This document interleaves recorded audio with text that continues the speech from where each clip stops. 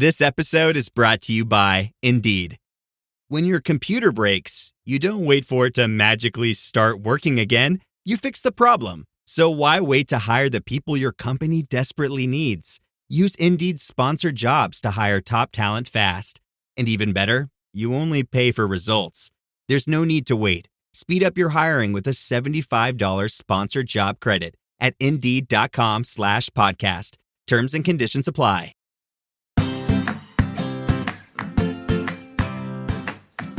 Hi, and welcome back to a realistic sustainability educational short. Addison, did you have a question? Hey Dad, how does a coal plant work?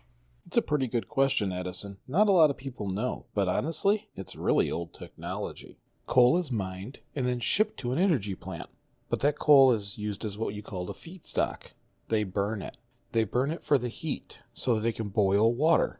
That water boils. The steam is compressed and pushed through a generator, spinning the generator, which makes the electricity.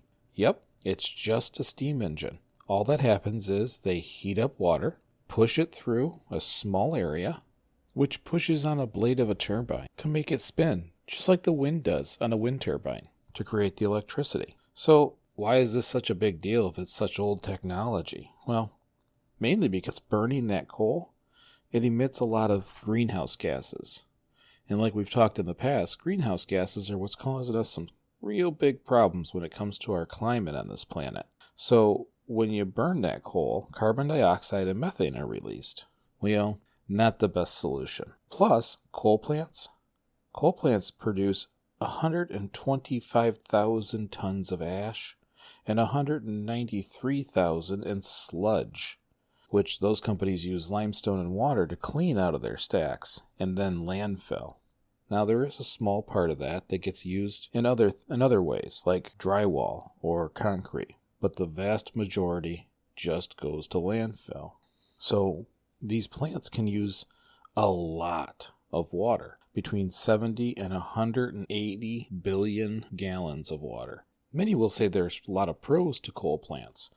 Well, coal's abundant. It's considered affordable, and it's a known technology. Plus, you can turn it up and down whenever you want, which makes it really good for our electrical grid. Our grid is old, and it only can store as much as we use. If we have too little electricity in the grid, we get what's called a brownout.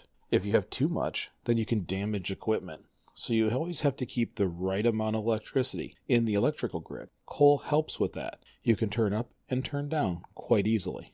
But they're not the only source, and I'm sure we'll learn about that another time. The bad part is, of course, the greenhouse gases.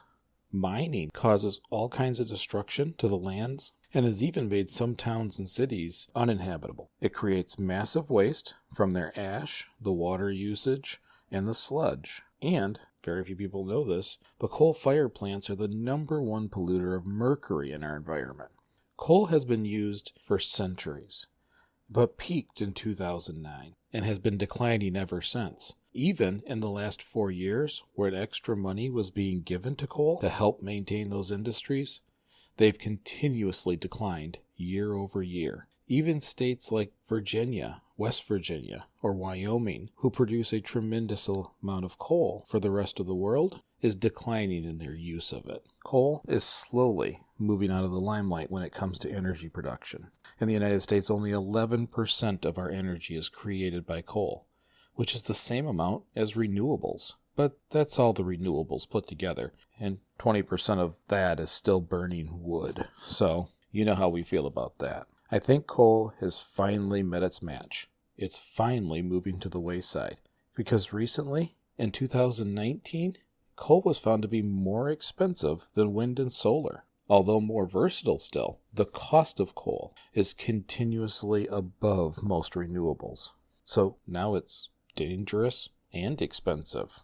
Even when you try to normalize the cost in ways that will benefit coal, it still shows it higher than solar and wind. And if you take away those federal subsidies, the only thing more expensive than coal is nuclear. Well, thanks, Addison. I appreciate you asking. If you like this episode, share it with a friend. Post it on social media. Leave us a comment. We'd love to hear from you. And that's all for this week, and we'll see you next week.